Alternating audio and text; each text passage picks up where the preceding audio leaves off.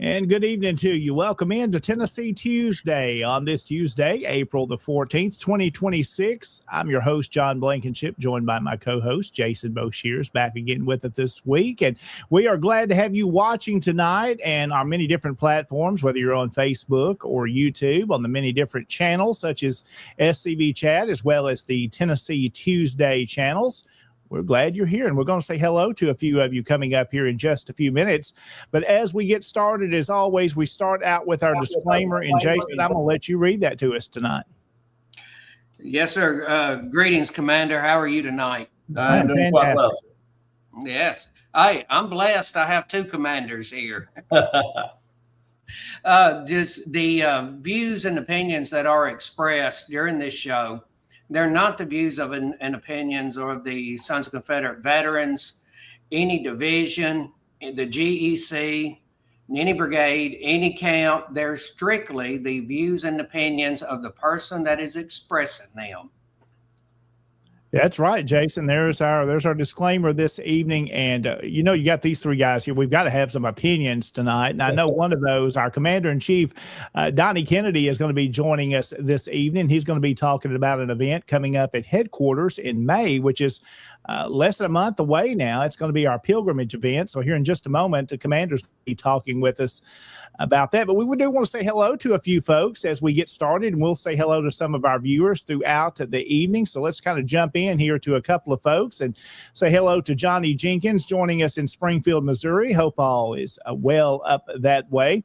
Also, some more of our regular folks tonight. Ryan Rogers joining us there. Hope he's doing well from Camp 1824. Also, Kim is with us again from Florida tonight. Hope all is well, and the Kirby Smith camp down that way. And hope y'all are enjoying your evening. Up from the road for me in Jamestown, well, not just too far up the road, a little ways, about 4 hours, I guess we'd say. Derek Glover joining us this evening. Hope Derek is doing good. My friend Steve Reed is just down the road near Shiloh, and he's joining us this evening. So hope Steve is doing good. An exciting announcement coming, gentlemen, here in the next couple of weeks is something that Steve is working on down that way, and we'll let him make that announcement, is that gets a little closer to time. Some good things coming down there. Randy joining us this evening, of course, from the Camp 176 in Union City. And I want to mention tonight, as we started out, received a message a little while ago for a longtime SCV member that's a member of Camp 176 who has passed away. And we want to make sure we mentioned Mr. Jerry Gray. Got to know Jerry several years ago, him and his wife, and our thoughts and prayers are definitely with the Gray family. He had a cannon. He always had a crew together to be at events, and Jerry was just a great guy and had some health issues over the past several years. So definitely going to miss Jerry, and we look forward to honoring him here in Tennessee and his work he did in the SCV. Also want to say a shout out to Floyd Harvey there in Hot Springs. Hope all is happening well over in Arkansas. Here in my camp here in Humboldt, Jim Collinsworth, who is also our division chaplain, checking in tonight. And then one more tonight, guys. Of course, J.R. Price just down the road in Henderson, and the Private Ike Stone camp, who's commander there. So good to have those folks on with us tonight. And again, we're glad you're listening. We've got a full show tonight. We're going to be busy and a lot of information to get in. Commander-in-Chief Donnie Kennedy will be joining us here in just a moment. And then after our first break, our two commanders, our lieutenant commanders, first and second from the Tennessee division, Rich Garcia and Sean Hill will be joining us in part of the program tonight. And we also have a lot of news to share. And towards the end of the program, Jason's going to have some pictures that he's going to be showing of some work happening at national headquarters, and Commander Kennedy may talk a little bit about this too. And again, let's go ahead and jump in. Commander Donnie Kennedy is with us tonight. He is the Commander-in-Chief of the Sons of Confederate Veterans, and he's coming from the Louisiana way. And I believe, Commander, you've been across the country the last few days. Absolutely. Ron, my twin brother and co-pilot, we managed to drive through 7 states in an 18-hour trip coming from Gettysburg back to Louisiana. So we're back home now. But I do want to give a shout out to our compatriots up in Gettysburg and Maryland and New Jersey area, and especially the Cook camp up there. About 2 years ago, they had 21 members. They have doubled their membership since then. So they're up to 40. When I was there, I helped them swear in the 41st member, and they've got another one's application in headquarters should be coming to them soon. So we need to talk to our fellow compatriots up north of the Mason-Dixon line and just find out, hey, boys, what did y'all do to turn this around? So because every camp could do that, boy, I tell you, we would be well on the road to really snuffing out our enemies. So let's get busy with that. So with that said, I do want to shout out and say thank you to those men up there. They are doing a great job, and they are very important. Our members outside of the Old South can have the most influence when you've got a legislator or a governor, say in Tennessee, that wants to do something to a battlefield or a monument or a flag. They get emails and letters from people in Tennessee. They expect that. But when they start getting them from other states in the South, well, that's different. But let them start getting them from New Jersey and Pennsylvania and Michigan and California. That's when it really makes a very big impression. So as I said before, our members outside of the Deep South, they are really important to us. So let's keep them in our thoughts and prayers, and let's double our membership. Now, John, if you don't mind, I'd like to talk a little bit about the upcoming pilgrimage and homecoming that we'll be having. Jason, how often is this, the 6th annual, or is that correct? Yes, sir. This is the 6th annual one. Okay, great. The 6th annual homecoming heritage. And we've got a really heavy schedule for this event, folks. We've got at least 3 great items coming up. We've got a monument that we're going to dedicate. We have a memorial bench we're going to dedicate. And we have a keynote address from Teresa Rowan. Now, I want to talk a little bit about the monument that we're dedicating. Because we have, if y'all remember when the Forest Plaza was torn down and shipped to us, part of the plaza, there was a World War I monument. It was a monument there dedicated to I believe it was 4 physicians who lost their life in World War I, and they're Tennessee boys. And that monument was torn down and stacked with everything else and sent to us. By us, I mean the Sons of Confederate Veterans. We are in the process of re-erecting that monument on our headquarters ground. And we're going to have a dedication service around 11 o'clock, May the 2nd, Saturday, May the 2nd. It'll be one of the first items that we'll be doing. We're going to have that. And what we'll do, we have groups, VFW, American Legion, Sons of Union Veteran, because one of the gentlemen was a descendant of a Union veteran, as well as Confederate veterans there to bring greetings and offer their words. Because remember, folks, the Sons of Confederate Veterans is one of America, if not the, but one of the most oldest continuously operating veterans organization. And the veterans that we're honoring here, 3 of the 4 were descendants of Confederate veterans. The legacy that our Confederate veterans extended to us is what really built the United States military. Now, I don't know if y'all know it or not, but there was a gentleman in World War I who, I believe he was a major in World War I, ended up being president of the United States, Harry S. Truman. And guess what? Harry S. Truman's a grandson of a Confederate veteran. So remember that. And Harry S. Truman, by the way, when people tell you that we're a racist organization, just remind them that it was a son of a Confederate veteran who ended Jim Crowism in the U.S. military. So we have a lot to be proud of, and we want the world to know that as a veterans organization, we honor all of American veterans. Now, obviously, our primary emphasis is on our Confederate veteran, but also every veteran that has defended these United States in time of crisis and war, we're also going to honor them. Now, this is going to give us some media outreach. People from the media have been invited because they need to know that the Sons of Confederate Veterans is a patriotic American organization. So this helps us to defend our honor as we defend the honor of our veterans, our Confederate veterans. Now, also, shortly after we'll do the memorial, the rededication of the World War I monument. We'll take a break. We'll have lunch. Bring your picnic baskets. We'll have a picnic on the ground.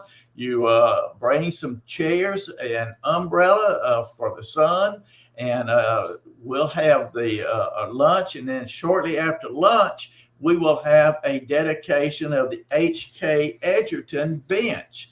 Now, y'all know H.K., and we've got a bench for him in his honor, and it will be placed on the on the walkway of Confederate heroes. Now, that walkway is not established yet. It'll be established as soon as we get the plaza put back together. And I'm sure Jason has been keeping y'all up on that. If not, we'll twist his arm and tell us a little bit about that. We're moving quickly. We're making progress to get that plasma put back together. And HK will have a memorial bench right close to that plaza, close to where the big forest flag will be flying. Now, if you are willing to donate a little bit of money, $5, $10, $100, $1 million, if you got loose change in your pocket, you can go to scv.org, look at the donation button, go down to the HK Edgerton site and donate to that site. Anybody or any camp that makes a donation, regardless of size, will be listed as donors in the HK Edgerton Memorial Bench, and that will be in our book of Confederate Heroes that will be published hopefully by the end of this year if all goes well. So make that donation. The monument, the bench will cost us some money, and we want to get that paid for. Matter of fact, I think it is paid for, but we want to recoup any money there. So anything from $5 to $50 million, just drop it in the bucket there, and let's keep going. Commander, let me jump in and ask you a question. Yes, you sir. mentioned the book that's coming out by the end of the year. And I had a question recently to this, and I need to reach out to you and ask if someone wants to still be a part of the 21st Century Confederate Heroes, can they still do that and have time to be a part of that book? Absolutely. Matter of fact, that's one of the things we've been trying. And thank you, John, for bringing that up, because we really, right now, we need about 100 more people to really join up. Now, it can be people, or it can be SCV camps, division, brigades. It can be UDC. It can be ORC. Any group that wants to donate, they can donate. And all you have to do is put X number of dollars down and then pay it off if you want to. It's $1,000. So you can still do the payment plan out at this yes, time. Sir. You can still do that? Okay. Yes, sir. Matter of fact, my camp, which I'm supposed to be at the meeting tonight, but I had to back out and to be with the Tennessee boys. But I think they just recently finished their last payment on theirs. So if every SCV camp would do that, we'll have plenty. We'll have that book set. But as soon as we get enough people, we need 500, minimum of 500 to do the first book. You'll have a page in the book. You'll have a paver on the walkway of Confederate Heroes. You will have also a video that's going to be shown at headquarters, continuous on a loop. And you can put either your picture, or you can put your Confederate veterans picture. You can put both on there, and you tell who you are memorializing or recognizing. So it's just up to you. And we will help you make those videos. So that it's a PowerPoint presentation. So we'll help you on getting that. I won't, Ron Kennedy will. And so, that's what he's for. So anyway, Commander, if someone still wanted to join in and wanted to participate and donate that $1,000 or more, I know there's a neck ribbon that goes with that as well. Yeah. And I believe last year at Division Reunion or the National Reunion, you presented some of those. Yes. Is that a possibility that could happen again at the National Reunion? Absolutely. Since you made that announcement, I don't see how I could turn it down. Yes, sir. It would be an honor and a privilege to do that. So by all means, we can do that. So anyway, by everybody, after lunch, we're going to have Teresa Rowan speak to us. If y'all are familiar with Teresa, she has been in the trenches in Richmond, fighting the good fight. She's with the United Daughters of the Confederacy. She's an archivist, and she has a world of knowledge. And she is one of those ladies that when the liberals look at her, they are astounded that this quote, African-American female. Now, I don't like that term. I always say they're Americans with African ancestry, just like I'm an American with Scottish ancestry. I'm not a Scottish American. I'm an American. So, but anyway, that's just my little quirky way of thinking. But anyway, she will be there, and she will give a great presentation. Bring you a box lunch, bring you a chair, bring you an umbrella, and come on and have some fun and watch this dedication of the World War I monument. We've got a dedication of H.K. Edgerton's bench, and you're going to hear Teresa Rowan. And visit, by all means, visit your headquarters. Elm Springs is looking a lot different than it was when I first joined the SCV. And when we first bought it, I joined the SCV in '85, and we purchased Elm Springs as our headquarters. And I guarantee you, it looks a lot different now than it does than it did then. So things are moving forward. It's progressing. I encourage you, please, and like I think Jason just said, that we need some Confederate soldiers there to fire a salute in honor of our ancestors, and especially of the men who gave their life for Tennessee. Now, there will be a flagpole there. Jason, will the flagpole be up by then? Do we know?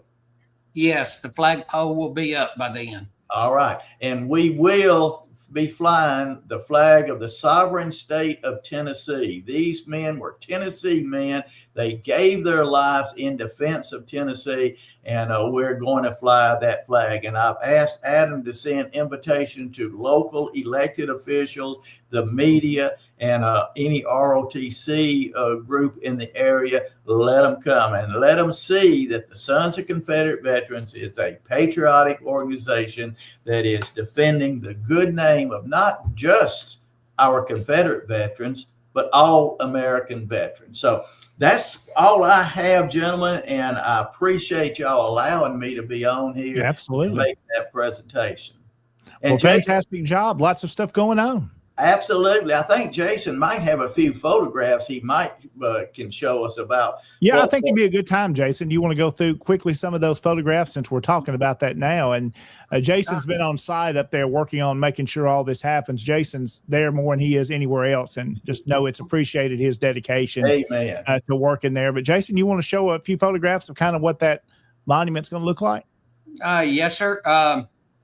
Now, I don't know if any of y'all seen pictures of the monument, but I thought that I would show y'all this picture. Well, if it ever pulls up.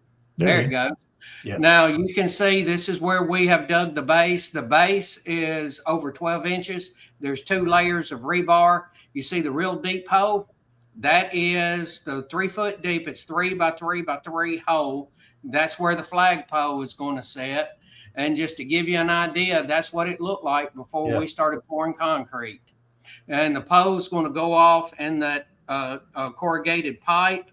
And then when it goes off in, sand will go in, and that will pack it and keep it tight. And as we finished up, this is, I'll have to upload a picture of the finished pad, but the pad is complete. And we're going to be setting the monument Friday morning at 7 o'clock. Wow. And then first part of next week, we will be putting the flagpole in. Well, here's a photograph, Jason, I just dropped up there for you of the pad that's been done.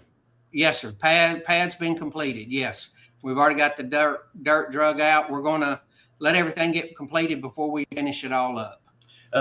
Hey, Jason, explain exactly where that's located for people who might not realize where it's located. Yes, sir. This is on the road from the parking lot going up to Elm Springs. There's a road when you come into the property off Park Plus Drive. There's a flagpole straight ahead. If you go to the left, there's a road that goes up.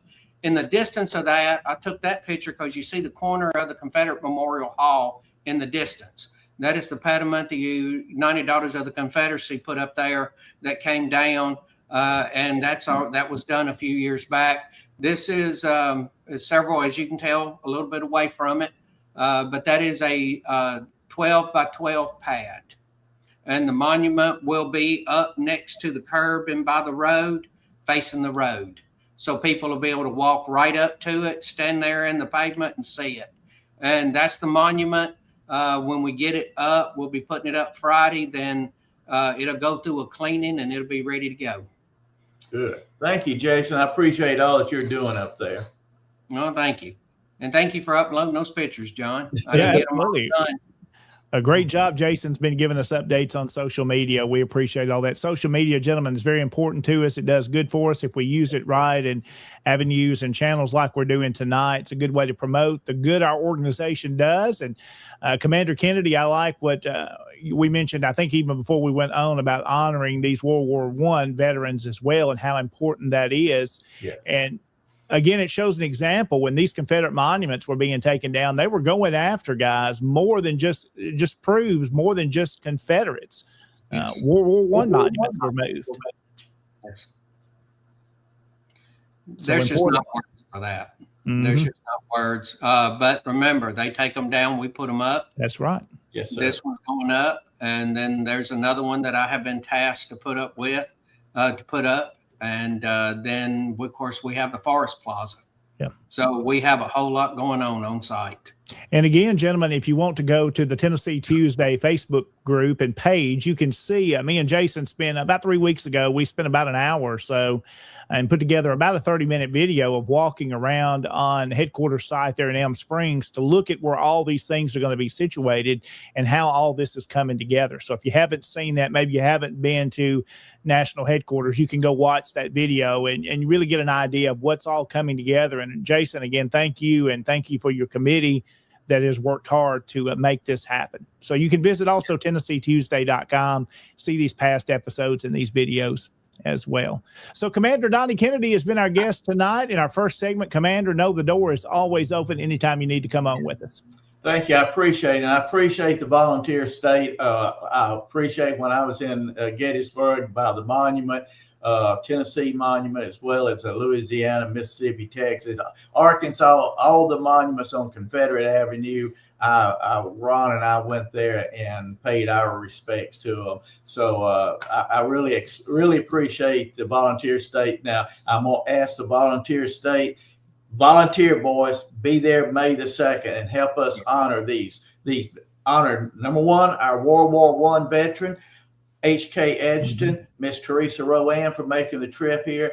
And by all means, you're honoring and perpetuating the good name of our Confederate veterans. Thank you. And God bless you. Thank you for allowing me on tonight. You too, Commander. Have yourself a great evening. Thank you for being with us. Yes, sir. All right, Commander Donnie Kennedy has been our guest this evening. Jason Boshers is my co-host. I'm John Blankenship with you tonight on Tennessee Tuesday. Here in just a moment, we need to go over our sponsor list and tell you about all those folks that make our show possible and all the programs you hear on SCV Chat. And then after the break, too, we'll be talking to Lieutenant Commanders of the Tennessee Division. First Lieutenant Commander Rich Garcia and Second Lieutenant Commander Sean Hill will be joining us to talk about activities in the Tennessee Division and some things we've got in store and some things we've worked on and have some good conversation tonight. And as we have our division reunion coming up this weekend, so lots of stuff going on to get that ready. It's going to be a busy weekend, a monument dedication up there, Jason. So going to be a busy weekend in Morristown, but let's say thanks to our sponsors tonight. Jason, tell us about our Patreon sponsors and the different levels if you'd like to join and help make these shows possible. Yes, sir. Thank you, Commander. And I want to thank Commander-in-Chief Donnie Kennedy for coming on. I appreciate him taking the time out of his busy schedule. He has been a very busy man doing the work of this organization, and I appreciate him for it. And thank you for taking the time to do this. Our Patreon sponsors, all of you who watch the show, thank you for watching. All of you who are Patreons, thank you for this show. These shows been allowed to continue, because you're really the one of the reasons why these things get to happen. And you can join Patreon. You can go to scv.chat website and then go to Patreon from there, or you can go to the Patreon website and then go and find SCV Chat on there. You can donate at the $2.50 level. You can donate at the $10 level, $30 level. The $30 level is the merchandise level. And they do have some pretty good merchandise they put out there. The $2.50 level is called the Feed the Moose level. And then you have our $80 a month sponsors. And those are the ones who really sponsor the shows like you're seeing here. Yes, sir. Go with Dr. Chris Cummings. Yeah, let's talk about Dr. Cummings. There you see him there on the right on your screen, and his sign there, Modern Medicine, Southern Hospitality. Dr. Cummings, a great physician, will take good care of you, and we know that he's a specialist in knee pain and any other issues you may have. You can reach out and go see Dr. Cummings there in Mississippi near Oxford. Appreciate the work he does and appreciate his sponsorship of our shows, Tennessee Tuesday and all of the SCV Chat programs. And Jason, also a big shout out to 31st Regiment Engraving, one of our sponsors as well. You see, Jason, many of the different items there. I know you're familiar with them that they work on. Tell us a little bit about them. Tell you what, they do some great work. I know Todd, he's a compatriot out of California, and that's all he goes by is Todd. So if you ever see Todd here in the chat, that's who we're talking about. He does this 31st Reg engraving. If you watch any of the shows where Harrison is on, he talks about the bracelet that he had made. And this is it is special Confederate items, Southern items, laser engraved items, and they do a fantastic job and support our fellow compatriots. Well, let's talk about past commander-in-chief there. You know, Larry McClooney. Of course, he is an author and educator as well. And there's his latest book, Paradox of Freedom, A History of Black Slaveholders in America. I have a copy of that book. It's an excellent work. And I've heard a little rumor that he may be working on a second book to this. Just great research. And Larry McClooney, again, with his background in education. And he loves this organization, and he loves telling the true story of the South and the Confederate soldier. Just a great author. If you have never picked up one of his books, you can do so by going to booksbylarry.com. That's really easy to remember. And there he is at one of our events. Yeah, he's a shorter guy. We can pick at him a little bit. Appreciate Larry and all he does and helps support the programs. And he's been supportive all along of the shows that you have on SCV Chat. And we do appreciate his sponsorship as well. And Jason, our next one tonight that we want to mention, of course, is Beauregard's Tailor, a great family-owned business there. And you see some of the products they can make: T-shirts, reproduction flags, lapel pins, and also you see some of the uniforms there, and great work they do. So we appreciate them. Beauregard'stailor.shop. Go check out their website, and you can learn more about all they have to offer you at good prices, great folks to deal with. And we love folks in the South and supporting these small businesses. Also tonight, they were recently on SCV Chat with a Moose there talking about the museum at Market Hall in Charleston, South Carolina. Jason got to see them when we were down there for the national reunion. An excellent museum that's been open a long time, since 1899, telling the story of the South. If the flag is out, they are open. The regular hours there are Thursday through Sunday, from 11 till 4. Jason, I know you've been there as well, and what an excellent museum it is. Oh, it's an incredible place to go. Anytime that I've down in Charleston, that's one of the places that it's a keystone stop for me. It's one of the places you have to go. These ladies were so wonderful collecting this stuff, and they have stuff that I have never heard of and I never imagined. And I tell you, I thank them for everything they do, and they are a great place to go visit. Yes, absolutely. And you're right. And our final sponsor tonight is our newest one, which is the Sam Davis Home and Museum. And I know several of the guys that are going to be on with us tonight have been board members, are board members. And if you've never been to the Sam Davis Home, you need to make a trip there. A beautiful site. Of course, there's the museum on site. Of course, the home you can tour there. And it's set to the period of when Sam and his family was alive. Just a beautiful home. Make your chance to go there and visit and explore the property. I was watching a YouTube video of a gentleman that has recently, Jason, been to visit. It was his first time, and he wanted to share a video. And he says he's from up north, and he even says in the video he's a Yankee, but he loves the way that Sam Davis is honored there. He went to the grave, showed a video of that, and you can tell he pauses on the video when the emotion hits and you read the story of Sam. So, Jason, I know you've served on the board and served on the board at the Sam Davis Home. Tell us a little bit more about it. Well, the Sam Davis Home is just an incredible place, and to go there and go inside the house where Sam and his family lived, to go visit his parents' bedroom where Sam walked up on that fateful night, knocked on the window, got his parents, let him in. His mama fed him. His daddy fixed his boot. His mama gave him that overcoat. And then you go to the spot, the rock where he tied his horse up. Yeah. And then you can go to the grave site and visit Sam.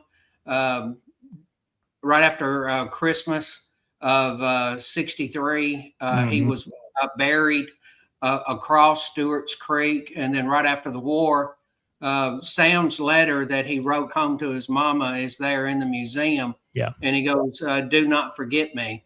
And his mama couldn't forget him. And after the war, she had him interred in the backyard, and that wonderful obelisk is there to Absolutely. him. A beautiful property, and it's an older home. As you know, if you're familiar with old houses, they take a lot of work to maintain, and the Sam Davis Home is always having work done. And I know folks that may not be able to visit, but you can always help out becoming a member of the Sam Davis Memorial Association. Jason, how do they do that? Where do they go to become a member? They can go to samdavishome.com. or just Google Sam Davis Home, Smyrna, Tennessee, and you can go to the website, and there's a place on there for you to join, and you can join at many different levels. And all of that goes to benefiting the home and keeping the home up. Right now, we're in part of a renovation process. Renovation is the wrong word, a restoration. Yeah. Because right now we're having the windows redone how they would have been originally. Same glass, having, the wood just rots over time. Yeah. I mean, it's an old house. It happens. You got to repair that. But I love that you're keeping the old glass, the wavy glass. Yes. And making it look like it was, and seeing photographs. It's a never-ending job. It's always going to need work, but a great job is done by the staff there, the director, and of course the boards helping organize and operate. Again, visit Sam Davis Home online. You can Google search that. You'll find all you need to know. They have a Facebook page as well, and a great job they do. So we appreciate all of our sponsors tonight. scvchat.com. You can go learn more about how you can sponsor these programs.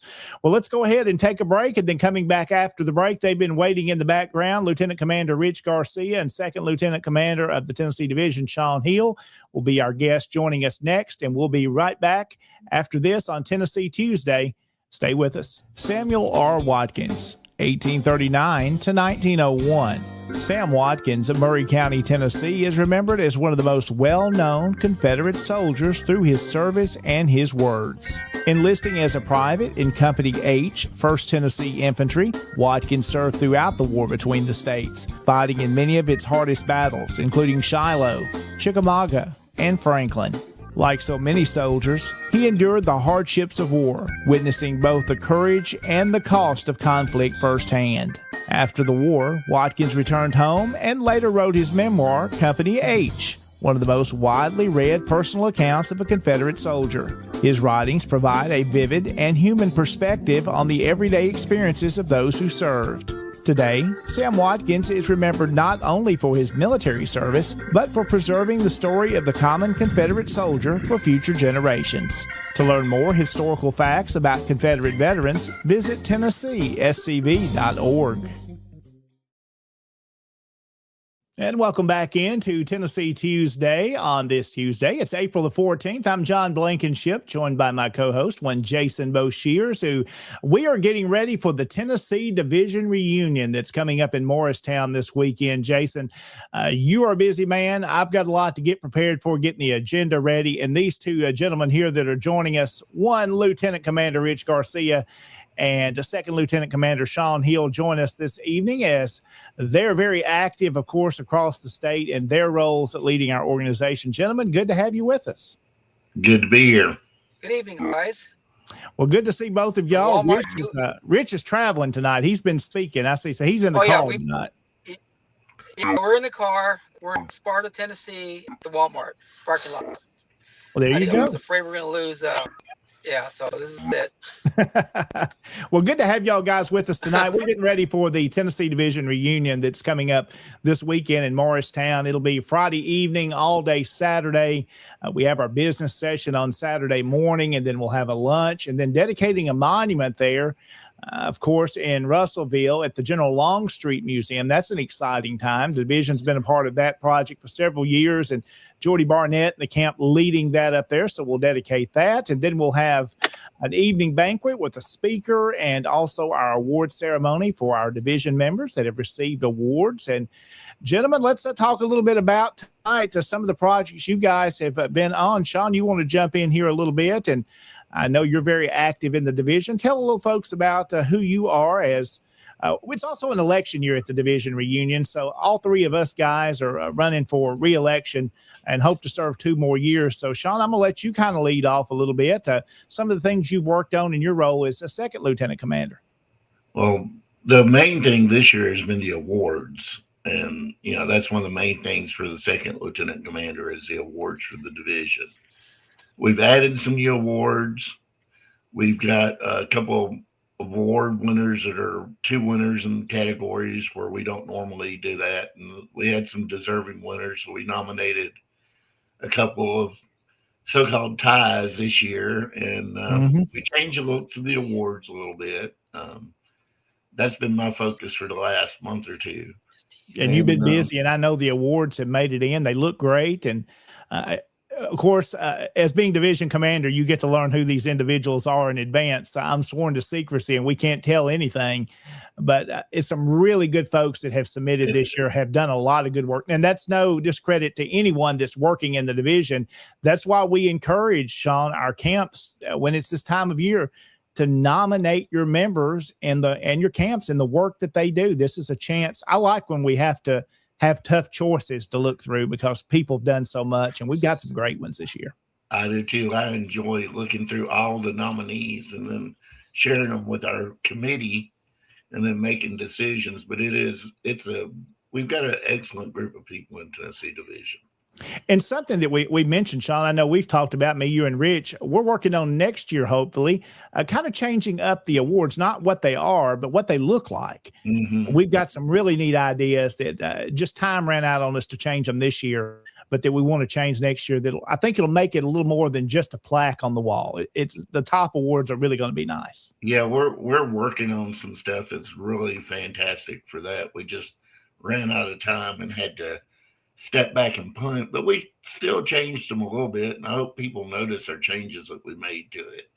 And I really want to thank my committee members that helped me on this. We keep the committee kind of secret, but I want to thank all of those guys that helped me make the decisions.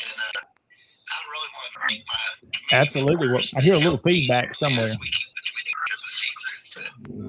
Somebody's got some. We'll try to know what that was. We had a little feedback, but again, excited about the committee working on picking these. It's always a tough challenge, but the more we submit is what we want to recognize those members and the good work they do. So, Sean, I know you've been busy and ready to present those on Saturday night. Yeah, my second biggest piece of work this spring has been homecoming. And I want to thank my committee that works on homecoming. I want to thank Jason. He gets all of our vendors in and everything and helps me with that. And we all just work pretty hard out there. Absolutely. A lot of work goes into it. Of course, our Nathan Bedford Forest Boyhood Home, a homecoming coming up in June. We've had our really first official committee meeting to get things organized, and it's coming along. Got some good things to do, moving some things around a little bit to make it even better. They always say if you don't change it up a little bit, it gets stale. So, I'm doing some great things. If you've never been to one of these, you'll thoroughly enjoy it. You'll come early and probably stay all day, and that's what most folks do. But if you just want to come for a couple of hours, grab you a bite to eat, listen to some of the speakers, buy you some things, always a fun time. And the funds, of course, we're raising funds towards the Forest Boyhood Home there and its preservation and efforts. If you've been to the property, you know it's a whole bunch of acres to mow. Shout out to Gene Andrews and others that work out there and volunteer their time and effort to make that happen. And that's just mentioning Gene at the top, but there's so many others that work out there. Oh yeah, there's a group of a dozen people that go out there regularly and work, Well, gentlemen, let's talk a little bit about, I know we've kind of all been involved in this, Jason, you have too, is the Forest Hall project. Many folks are familiar with and may have donated to. The ultimate goal of this is an extra building on the property that's going to have room for meeting space, a place we can all get together, a small office, museum. That's the ultimate goal there. But the first phase of this project has been the pavilion side of it. So that construction is getting ready to get underway very soon. Not going to promise after talking to Gene and Sean on site that it's going to start and probably be started, but it won't be complete most likely by the time of our event. But then we'll have that pavilion space, which it's kind of 2- and 3-fold, gentlemen, that we rent a tent now to have a large tent out there to put many of our things under. That's going to save us some dollars there because we'll have a place on site to do that, a good covered area. And Sean, especially, look at the opportunities that's going to open up for us. Oh, yeah. There that other people that use the property, and in the future, maybe when people rent the site for weddings, it's going to give another location to make that even better. Right. And when we have division reunions hosted in Marshall County, we'll be able to use the space too. So yeah, it's going to be nice. It's a plus. Again, the Tennessee Division has led this project and helped fund it, but without the viewers tonight, our folks and our members that have donated, this wouldn't be possible because Jason has seen many of those dollars come in. It's his time as Tennessee Division adjutant. A lot of donations have come in across the South and across the country, for that matter, to help make this make this project possible. Mm-hmm. So we're excited about Forest Hall. We need more for phase 2. So yeah, phase 2 is still down the coming. road. We'll be fundraising again to get this. And of course, the site there is owned by SCV National, and we're just contributing toward this. And this property that we're building is being given to the national organization. We're just coordinating the side of it, getting it constructed. The General Executive Council a few years ago approved this project and what we're doing on the site. So we appreciate their support. And again, their continued support to make this an even better property. Again, it takes dollars to maintain this site. So if an individual tonight would not only like to help towards the Forest Hall project with the Tennessee Division, you can also go to scv.org or call headquarters. And if you'd like to make a donation specifically towards the Forest Boy at Home, I know they would be happy to take that donation from you to help fund the many projects. There is a fund at National that's earmarked for the Forest Boy at Home upkeep. Right, Jason? You're muted. He's muted. Yeah, I need to unmute. Yes, it is. Yes. But it doesn't. It's a very small amount, and it doesn't even cover the fuel for mowing. Yep. It doesn't even do that. It doesn't cover the fuel for mowing. So if someone would like to give to that, any significant donation, and I would ask you tonight to consider that. It's a beautiful property. If you've never been, make plans to be there. Sean, that date, is it June 20th? Help me with the date. 20th. June the 20th. Yes. Again, that's going to be on a Saturday there. There's hotels in Columbia. There is the state park there, the Henry Horton State Park. If you'd like to come up the night before and stay and enjoy a day out there, it's a beautiful facility, and you'll enjoy your time with good Southern brothers and sisters there. So a good event. Yeah. And the hotels and exit 46 are only a few miles away from the home. Yeah. So.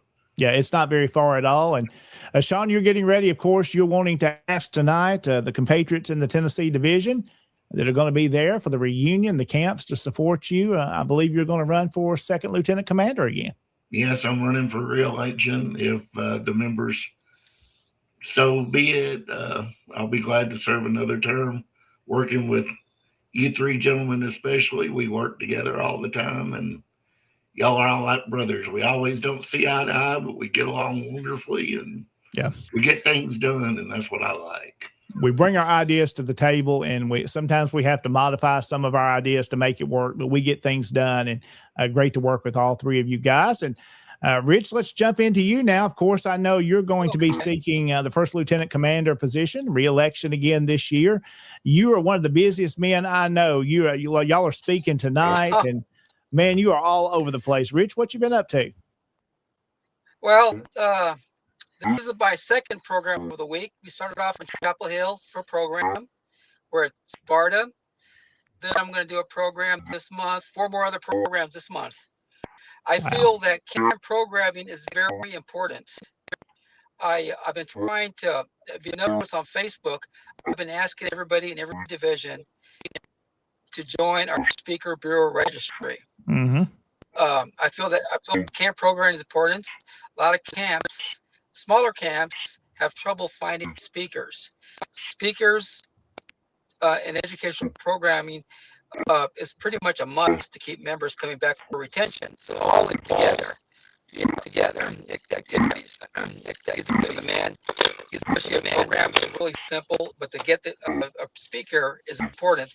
So I'm trying to get these guys signed up to do Zoom programs, like YardStream and some other streaming services, so we can get camps. We have one camp, the Joe Johnson camp, exclusively streaming meetings. Oh, wow. They have no place to meet. Mm-hmm. So if they don't have a place to meet, other camps might have difficulties. But to stream, like we're doing tonight, is a benefit. So I've been kind of trying to get that spearheaded, because to me, program is important, especially a little camp like ours. That's hard to get people to come down. And we did some streaming Zoom meetings, and it worked good. But my ultimate goal and my vision is Tennessee Division becomes a premier speaker bureau registry and confederation. I have an idea that if we get this thing set up, we can use our streaming services and maybe cohesive, evolve it into and pass it on as the National Speaker Bureau Registry. I think if we could pull this off, we could also offer our services, our registry services, to homeschool cooperatives across the nation. They are in need of Civil War curriculum, either in person or through Zoom or through Yardstream. If we could pull this off, that will coincide with retention. If we get all these kids and teachers and these cooperatives that are independent to do this, then it might bring in more recruits, see our mission, amplify our national brand and identity. But we got to start somewhere. So I have some really good authors. Mr. Hardy, he's on our registry. I have Jeb Smith is on our registry. He was a speaker last night on the chat. I have him on the registry. So I'm asking for anybody who's interested to build this. I think we could pull it off and pass it on to the Army, and Army could pass it on nationwide. And Tennessee could be the premier registry bureau. I want everybody to jump in. It's really easy. Just email me or Steve Murphy to put you on your list. If you're a prospective author, this is the perfect way to get your book out. Yeah. Through us. A great job you've done, Rick. You've really done great with this. Yeah. The thing is, we have to be Zoom ready. So this is where I'm going to need you, John, and Sean, with your tech skills. We need to have a workshop to teach them in how to create a Zoom program. I'm not sure the division has an account. I think we do have an account. If you could get a separate account, or if we could work some out, where men could use our account to do Zoom services versus the smaller camps that can't afford, services, and use that to do these Zoom meetings. It's going to start slowly, but I think we can pull this off. Yeah, it's very important for, like you said, smaller camps. And I believe Derek Glover just recently, he comes to mind. He just did a Zoom presentation to one of the camps. So it's a way to get people and sometimes some of us just can't travel 6 or 7 hours in the week, but they want that person to come speak. They can do it remotely like that. I did a program at the Joe Johnson camp that way. They were there pretty good. So if you guys out there want to hear me speak, to fill your void, I could do a Zoom program for you if I can get out to your camp to get this thing started. I know Derek. I talked to Derek. He's on board with this idea because he does it now. And again, it was at Joe Johnson camp. But I think the division this would be a good asset for the division. That's one of my projects. And I still feel we still need to continue to recruit membership and retain members, and we have a really good recruitment team. And I encourage camps to even call us or call me or Sean, John, if they need help with recruitment. I don't mind setting up. I'm going to set up a booth at the Battle of Paris on May 9th. And we had some successes there.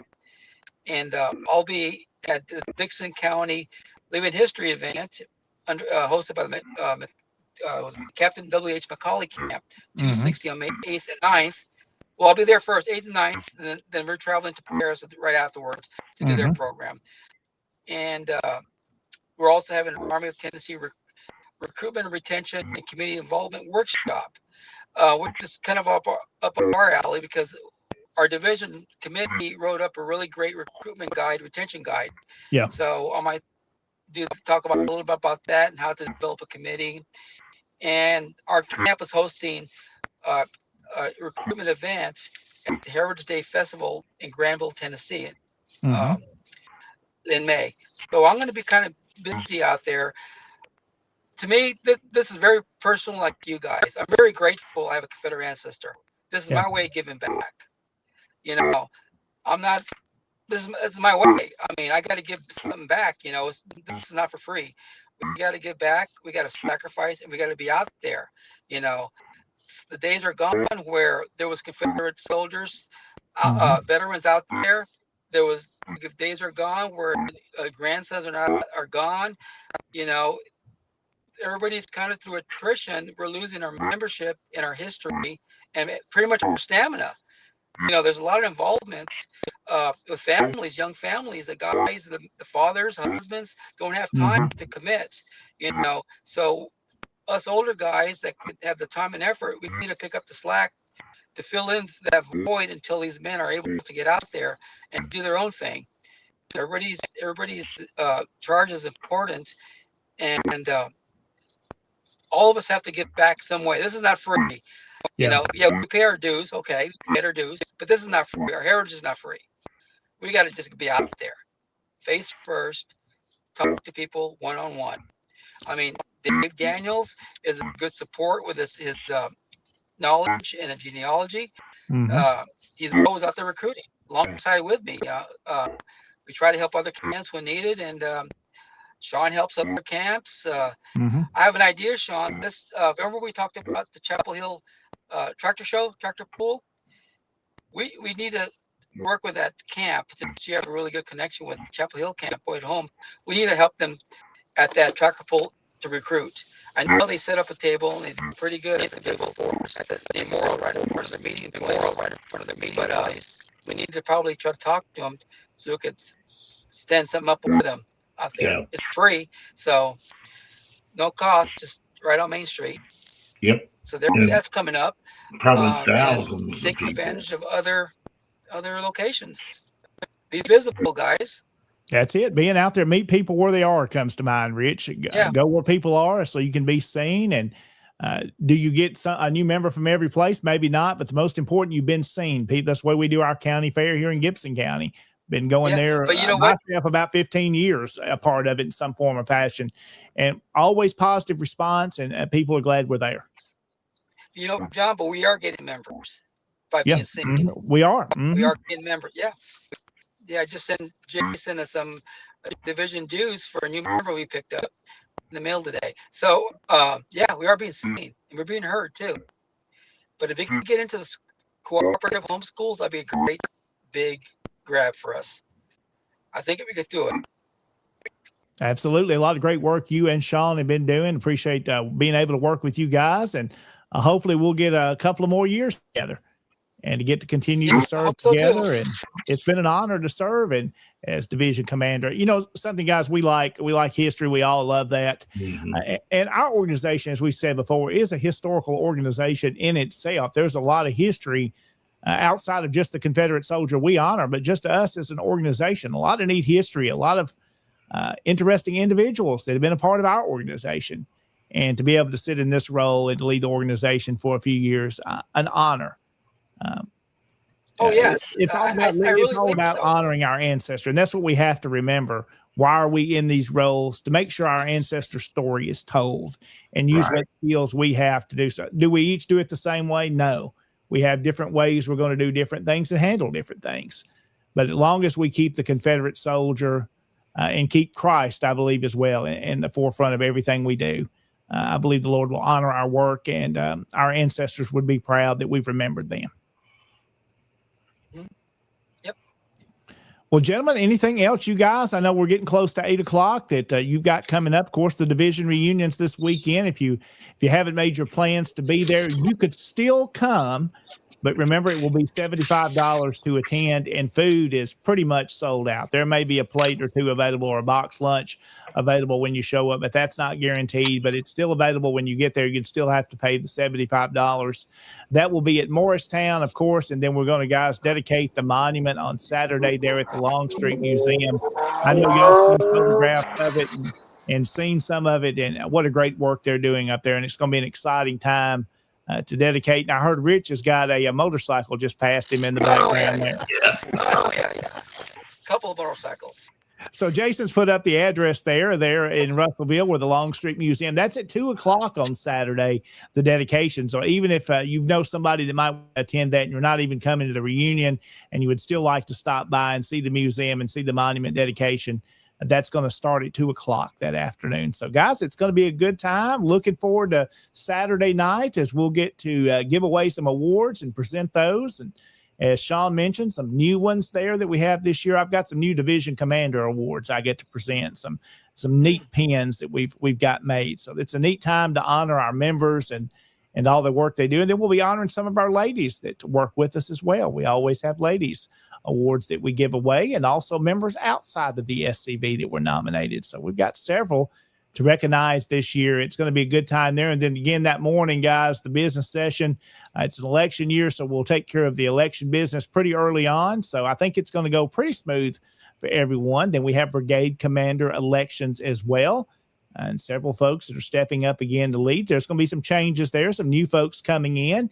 And let me first say, appreciate all those that have served and some that may be coming off the Division Executive Council due to maybe not running for re-election. We have some new folks coming in, some changes there, some exciting stuff, and some great folks that I believe we all care about our organization and the Confederate ancestor, and look forward to working with all the folks, hopefully for a couple of more years. I'd appreciate your support at this year's reunion. A lot of good things going on. A lot of guests will be there with us, and we look forward to hearing. I believe we'll have some national officers possibly with us, some that are also seeking office. So those guys will have an opportunity to talk as well. It'll be a fast-paced reunion. We'll get started around 8:30, and then we've got to be done by noon to have the lunch and then have the monument dedication.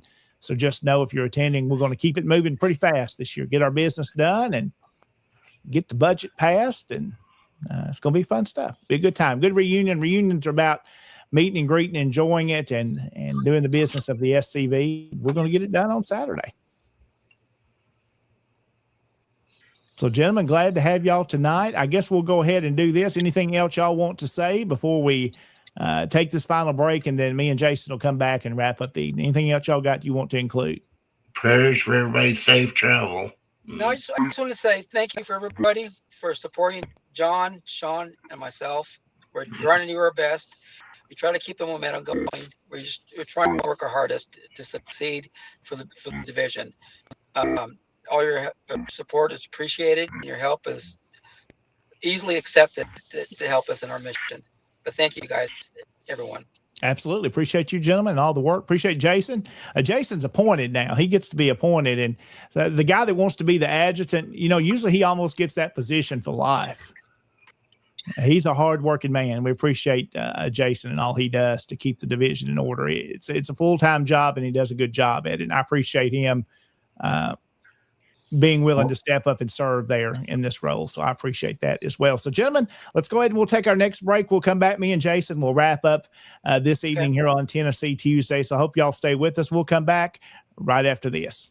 Major James Daniel Richardson, 1843 to 1914. Major Richardson of Rutherford County, Tennessee, was a Confederate veteran, statesman, and historian whose life reflected both service and leadership. During the war between the states, Richardson left his studies to join the Confederate Army, serving nearly 4 years with the 45th Tennessee Infantry, rising from private to adjutant and officer. He was wounded during the Atlanta campaign, carrying the effects of that service for the rest of his life. After the war, he returned home to build a distinguished career in law and public service. Richardson served in both houses of the Tennessee General Assembly before representing Tennessee in the U.S. Congress for 2 decades, eventually becoming House Minority Leader. He also became a noted historian, compiling the messages and papers of the Confederacy and preserving important records of Southern history for future generations. Remembered as a devoted Tennessean, Richardson's life stands as a lasting example of service to his state, his people, and his heritage. To learn more historical facts about Confederate veterans, visit TennesseeSCV.org. There is a place, nestled in the rolling farmland of southern Middle Tennessee. A home, constructed in 1837, nearly lost to the ravages of war. Saved by a servant and a Confederate general. A place where families loved and lost. If walls could talk, what stories could be told? If a place, a home, can feel love, loss, pain, surely this is one of those places. Nearby is a more recent structure, and inside are the stories of heroes and heroines, stories of battles won and lost, stories of sacrifices made by the people of its native soil. A place that will tell the true and complete story of the Southland and the war fought for its freedom. From the causes that led to the conflict to the modern-day struggles to protect Southern history.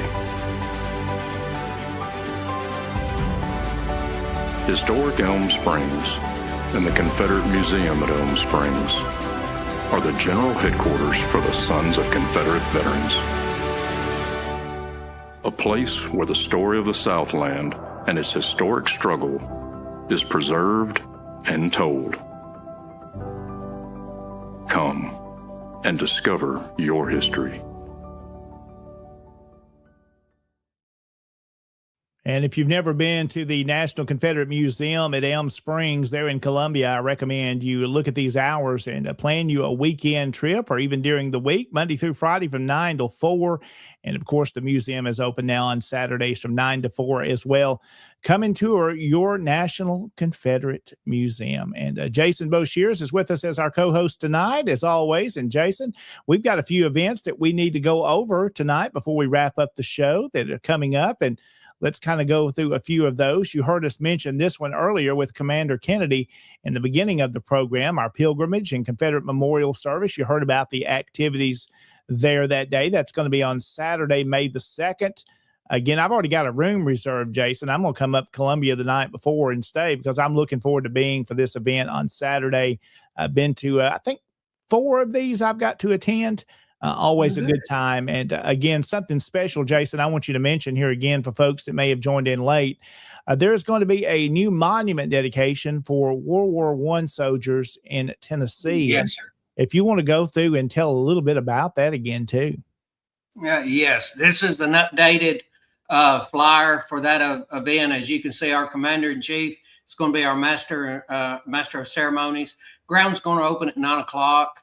Donnie Kennedy is going to start us off at 11 with the dedication of the World War I monument, which we are in the process of erecting now. You can see that the work that's already been done, and I'm going to show this, what John popped up. That's the pad as it was completed this morning. We're going to be setting the monument on Friday, and we will have that dedication on starting at 11 o'clock. And we have got a great turnout on that because this is a World War I monument. Yeah. And it's to 4 men. And I'm going to pop up this other picture that John had. And once we get it up, and I'll take some better pictures of it, and I'll get it cleaned as we have it right now. It is in the warehouse. And this monument, Jason, was in Memphis. This was part of the things we received when the Forest Equestrian statue and the graves came. That was part of that, correct? Yes, sir. That is correct. And we just talked about putting it up and decided it's the best thing to do because that's what we do. You know, we preserve all of our history. And in researching the 4 men that are listed on the monument, we found out 3 of them are descendants of Confederate soldiers. One of them is a descendant of a Federal soldier. Interesting. But all of them sacrificed during World War I. And these were all killed during the war, correct? Yes, sir. If I've understood this correctly, all these men were killed in the war. Yes. And we've got a big dedication that's going to happen. We contacted members of the SUV-CW, which is the Sons of Union Veterans of the Civil War. I mean, this is one of their men. So we invited them. They're going to bring an honor guard. Oh, wow. Okay. Yes, they're actually going to bring an honor guard. And then we invited MOLUS, which is the Military Order of Loyal Legion of the United States. And that is, they're going to be bringing a greeting as well. And then I would really want to encourage any Confederate reenactor to bring your musket and to fire a volley that day. You're going to have 2 opportunities. Well, excuse me, I'm sorry. You're going to have 3 opportunities. Okay. One of the opportunities is this one at 11 o'clock, where we're going to fire a volley for the dedication of the World War I. We're going to have members of the Sons of the American Revolution there. And one of those men is, he's a current SAR member. He reenacts World War I. He's going to be there as a doughboy, and he's going to fire a volley as well. Do you need other World War I reenactors? I know there's several in Tennessee. Are you looking for folks there as well? Oh, yes, sir. As far as I know right now, we have 3 coming, but Okay. if we had 33, that would That be would be wonderful. great. Mm-hmm. Yes. So we're looking for World War One. Of course, we're going to have Federal there, and then we will love to have some Confederates there to fire. You're going to have an opportunity to fire at the World War One monument. Then you heard Commander Kenny talk. We're going to take a lunch break at that time, and like he said, bring you a picnic basket. If you look at the bottom of the flyer, you'll see at the bottom of that, that we'll be laying floral tributes. And you'll be able to at the World War One monument, at H.K. Edgerton's bench to do that. Then again at the Robert E. Lee statue, which is where we will have our pilgrimage there. And as I said there at the bottom, the weather in southern Middle Tennessee can be unpredictable. That's correct. Mm-hmm. It can be sunny and hot. It can be rainy and cold. It could be both. You could need a jacket. You could need sunscreen. So, prepare accordingly, but bring you a picnic basket and bring you something to drink and cool off. No alcohol is allowed. I feel obligated to say that. Yeah. And come and enjoy the day.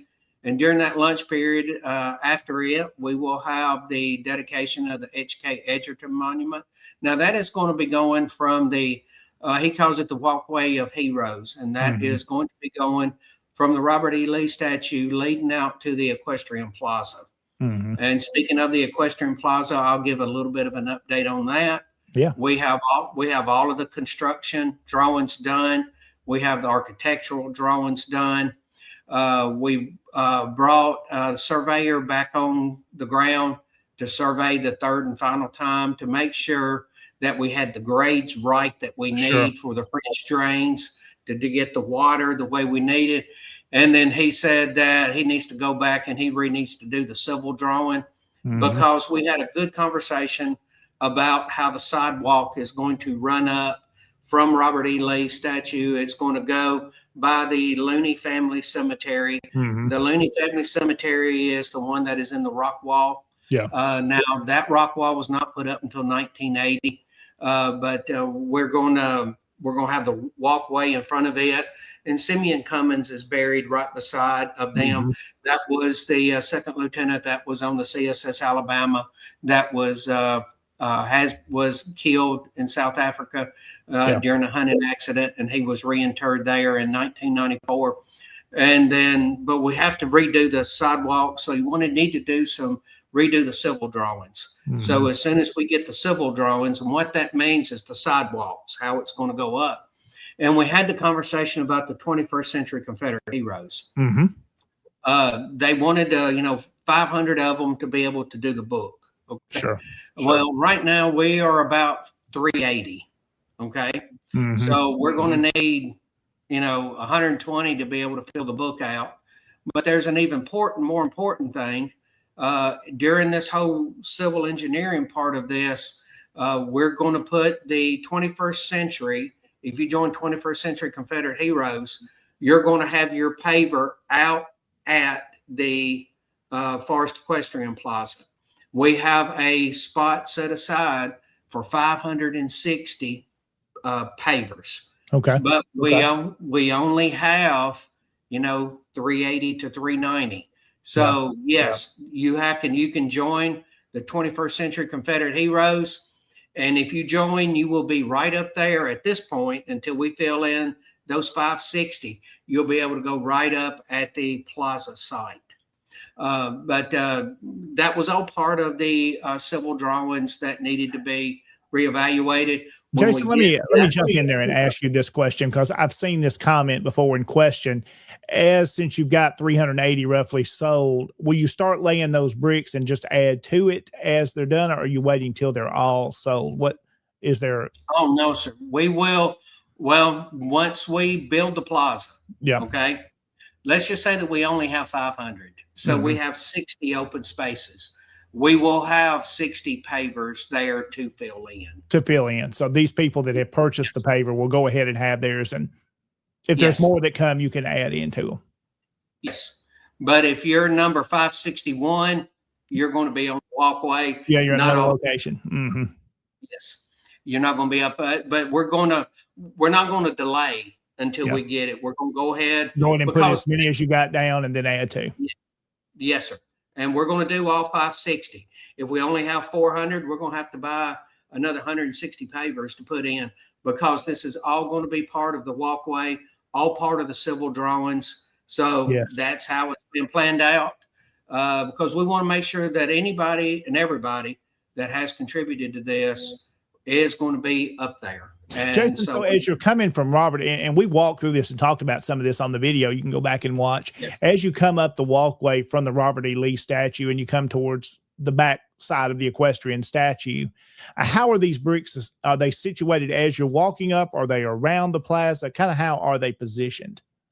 Well, right now, when we just, until we get to 560, they'll be up there, but we're going to do a walkway, and we're going to have, I think he widened the drawing to where we're going to be able to have, I think it's going to be like a little over 6 feet. And then we're going to have curbing on each side. And then we're going to have benches, and the benches will be external to the sidewalk. And that, for a while there, it's just going to be a sidewalk till we get the bricks and pavers and fill all of that in. So just a regular concrete sidewalk, and then as you put the pavers, they go on top of that surface. Yes, sir. Yes, sir. Because we're not going to have enough to be able to fill that in. That's going to be several thousand. Yeah, that's a long distance in between there. Yes, so I'm sure there's other plans in the future to sell more bricks, and you can continue to purchase bricks to fill in along these walkways. Yes, you're going to be able to, because we still have the one that's in the Jeff Davis Memorial Garden. Okay, and we've already got that poured. It's poured. It's already got the curbing, but we don't have enough bricks to fill it in. We can only do about half right now. So Jason, tell folks that are listening that may be interested in that maybe they're not a part of the 21st Century Confederate Heroes, but they still the brick somewhere on the site. How does that work to get that brick and maybe the Jefferson Davis area? Oh, that's easy. You can join that brick and paver. The brick's $50, paver's $100. And you'll be in the Jeff Davis Memorial Garden. You can get that off the SCV website, off the donate. In fact, we'll start advertising it more on here. But you can download that brick and paver form, and that's all you have to do. Download it, fill it in. You can pay online if you want to. You can send in a check, however you want to do it. You can even do it over the phone if that's how you wish to do it. And Jason, these pavers, have you laid some yet? Or are you getting to a certain quota that you want to have made and then you lay those? We already have the ones that have already been purchased. We have them on site. The reason why they have not been put down is we have to rebuild the Jeff Davis statue. When the Jeff Davis statue was put up, it had the empty hole where it was going to put a statue. Well, they filled that in with concrete, but when they set it down, it was too big, and the sidewalk goes out, and it's a regular sidewalk at only 4 inches, and it did not support the structure. 5 years, it is already starting to separate and to lean just a little bit. So we've already got plans built up for that. Architects have already designed it up. We're getting bids on that now. We already have some bids on the concrete, some bids on taking the statue down. But the reason why we can't put them down is they're going to be bringing in cranes. Damage. Yeah, absolutely. Yes. So once we get the Jeff Davis statue back up, that's when we'll start putting those bricks in. Well, Jason, that brings up a good point, and it shows the work you and others have put in to make sure when the Forest Equestrian Statue Plaza goes together, that this foundation is perfect, because that's a lot of weight. That it's right, that we don't have these issues down the road. And that's why so much planning, so many architects and planners have been involved in this to make sure it's right. Yes, sir. We've had architects, we've had structural engineers. We've had the ones that do like the underground stuff, like where they do tunneling, and know how to send the water around, because this is a huge structure that we're building. It's 50 feet wide, 75 feet deep. To the top of Forest Head, he's going to be just shy of 22 feet in the air. And there's a tremendous amount of weight that we're going to have to support. The video that we did. And, one of those is 12,500 pounds. So this has to be engineered, and it is. We've done everything that we could as far as getting engineers and architects in, and we're just so we got those same guys to do the Jeff Davis, because when we saw that was, because I was getting ready to start putting the bricks down, and Adam and I were out there, and we go, no, wait a minute, something's not right here, because there was a seam that had opened up. Yeah. And then we got to looking around, and the sidewalk was starting to be an issue. So the Jeff Davis statue has to come down. That was put up in a hurry in 2020. Okay. Yeah. So we're going to take it down, and we're going to jackhammer everything out. We're going to pour the right footer, then support that we need, and then put the statue back up. Then we'll be putting the regular brick and paver program that is separate from 21st Century Confederate Heroes. A lot of people were thinking, oh, is this like, no, it's not 21st Century. Big bricks and pavers is completely different. $50 for a brick, $100 for a paver, and it's going to go into the Jefferson Davis Memorial Garden. The locations are different. The forest one is more prominent, which will, with Black about that, it'll draw more attention. More folks are going to see there, and you're going giving towards a bigger project. Yes, sir, and that's the reason why it's $1,000. Because you're going to be part of this. To join 21st Century Confederate Heroes, it's $1,000. But you will be right up, your paver will be right up at the site. How many letters for the paver? I have a long last name. I feel like it's on the form, isn't it? Yes, it's all on the form. The brick has 4 lines. The paver has 8 lines, and it is all on the form. And you just space it out. And spaces matter; they count. Yeah. If you do private and you do PVT, that's 3. If you do PVT dot, that's 4. Yeah. So you can be creative. You need a space in there that counts as one of those. Yes. Is one of those things. I've done a paver project here, and you can be creative and you can make things fit. It may look weird at times, but you can make them fit. You can make it fit. I know that long lasting. I know Commander Stubblefield, when he's talking about that long last name, mine's that way. It doesn't fit on things very well. Yes, sir. But you will have enough. I want to say it's 22 characters. Each line's 22 characters. Yeah. So, Mr. Stubblefield, I believe it will fit on there. But you can fill out the paper, but when you fill it out, please remember that spaces matter. They count. Punctuation matters. So. If you put a dash, that's a character. So part of it. But those bricks and pavers that you can get for the Jeff Davis Memorial Garden, $50 and $100 respectively. Now you can just get a paver for the 21st Century Confederate Heroes. It's an 8x8 paver. So that's all you can get. There's no brick for that. It's an automatic paver. But you will be at the Forest Equestrian Plaza. And I know that we have to put a sidewalk in. Okay. Yeah. And we know that when we put that sidewalk in, we're not going to have enough pavers to fill it up. Yeah. So we're having to plan accordingly. Yeah. There's going to be many opportunities to have more and more projects to be a part of these other sidewalks as they all come together. Oh, yes, sir. And remember, there's still going to be a sidewalk leaving the plaza, going over to the sidewalk that leads to Elm Springs. So you're going to have another other sidewalk. Opportunities. Yes, sir. There's going to be plenty of opportunities. And we know that it's going to take a while to fill all of this up, and it's going to be done in pieces. I wanted to go ahead and have the Jeff Davis Memorial Garden done before the pilgrimage and homecoming. But with the Jeff Davis statue, we're going to have to rebuild, where there was just no way to do it because it's right there. So that's going to be an issue. But once that's done, those bricks and pavers will go down. Absolutely. Yes. And what we're doing with the benches, we have the bench program. The benches have gone up a great deal in price. But we have, I just ordered bench number 16. Okay. And we're putting the benches. They're happening kind of as they go along, right? They're not really waiting. They've got to be made, obviously. But as people purchase those, you're ordering those and placing those. Yes.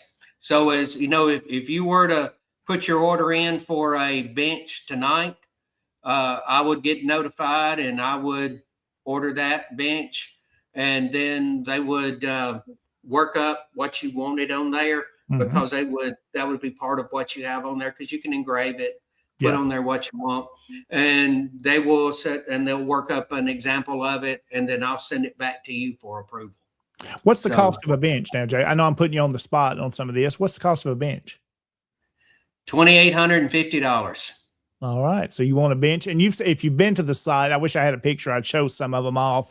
What they're granite, I believe, correct? Yes. Yes. And they're very nice, and they are used a great deal. I've seen, I saw people sitting on them today. We had Commander Kennedy on earlier. Him and his brother bought one, and it was Kennedy twins, and it was the South was right. Yeah. And there was somebody that stopped, saw that, took a picture of it, and sat down. And then when they sat down, the brother took a picture of them. So what I love about that is they got to sit down on the Kennedys. Yes, they had to sit down on the Kennedys. Yes. But the benches are being used. People, they're very nice.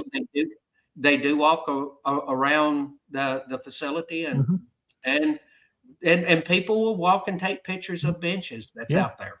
Well, Jason, as we're continuing, we're getting close to the bottom of the 8 o'clock hour. We want to get close to wrapping up. I do want to ask you one more thing, because you've been on site a lot lately. A lot is happening at headquarters, and let's talk about the historic home, Elm Springs. A couple of things. Let's start outside first. We mentioned the World War I monument. The flagpole in front of the home that's been there for many years is moving locations, correct? Yes, sir. That is correct. In fact, the pole has already been taken down. And it has been up, I want to say, since 95. And top of it, the pulley system and all of that has to be redone. So we've already got that ready, put the pulley system on it. That is going to be relocated. Go ahead, sir. Go ahead. So you're relocating it, and it's also to help. Let's make sure, folks, we're not taking things down. The reason it's moving to a new location, but you're trying to preserve the house and bring it back to its time period when it was newer. So, and that flagpole doesn't kind of match that era. Yes, sir. An aluminum flagpole does not match an 1840s home. Yeah, not very good. Elm Springs started construction in 1835 and finished in 1837. And there's a effort now, as you know, when the Sons Confederate Veterans bought the property in 1992, that was our offices. The offices were inside: executive director, office manager, Army people. And when the museum opened in October of 2020, when Larry McClooney was commander-in-chief, we moved all the offices over to the museum. And since that time, there's an effort to put the home back to the 1840s time frame. And you have the dining room, which was the first room that we did, found the wallpaper example that, and they came in and said, okay, this is the original wallpaper. It is still being made in Liverpool, England. So we were able to order that, get that in. The colors that you see in there, they were found when you do the forensic stuff and find out the oldest colors back, because something that is that old has been painted numerous times. And we found an original color for that. And then when you walk into and I did a video on this when we did the wallpaper, when you walk into the front of the house, that great big foyer, it's 1,350 square feet. It's 45 by 30. And that is a huge room. It's bigger than most people's houses. And it really is. And it took 26 double rows of wallpaper. Now, the wallpaper we have on there is not an exact match to an original design, but it is about. Jason, is this the new wallpaper there? Yes, sir. That's the new wallpaper. And it's downstairs and it goes up the staircase to there. Yes, that is the original wallpaper. And it is, like I said, 26 double rows of wallpaper. And there was a gentleman who donated the money to buy the wallpaper. He wanted to know how much was it going to cost, figured it out, told him, he said, I'll pay for it. And there was a gentleman that funded that. And the color that you see in there on that, and when you walk into the foyer, that was an original color in there as well. So there's, we're moving on with the house. Yes, it is slowly coming along. We do it as we have the funds. And that's just exactly the way we see it. When we have the funds, we will tackle one of these projects. Well, here's another images of that room we're talking about there, the main entrance there. You can see the new wallpaper up.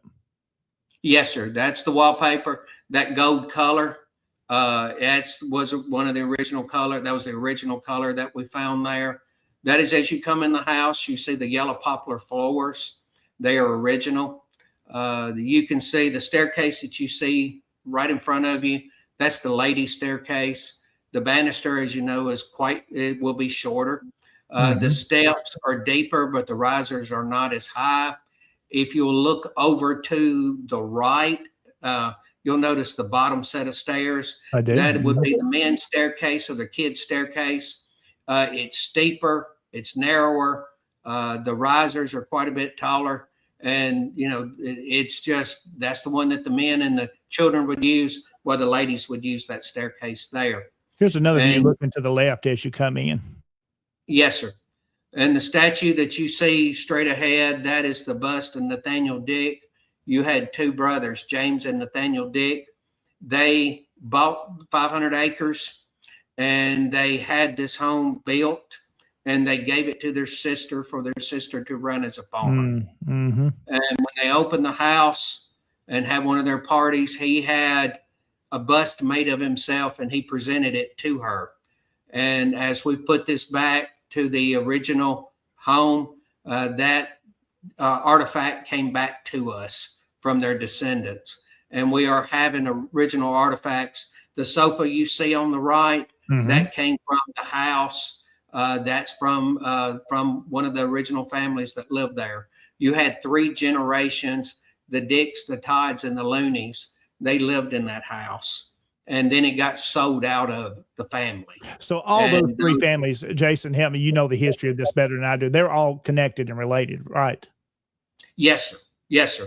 The Dicks, James and Nathaniel Dick, they had a sister. She married a Todd. They had a daughter that married into the Loonies. And after the Loonies was when it was sold out of the family. And that was in the early 1900s. Definitely a beautiful home there, and restoration work will continue to the parlors. Is that the next plan to go towards? Yes, sir. If we just, as funds come in, we'll move on to the parlor. If somebody has a particular interest, that they want to do, then, if they want to donate to that, they can donate to that as well. Let's say they want to do something in the original kitchen, and they feel free to donate to that.